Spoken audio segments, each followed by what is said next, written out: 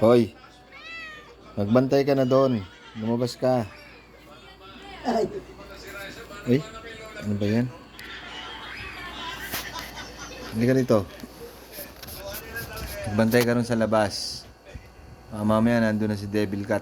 Nandito si Para. Si Cute. Ano ba yan?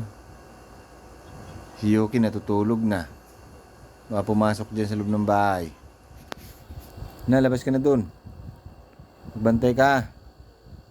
Hoy. Hoy. Bantay ka doon. Ha? Ayos ka talaga.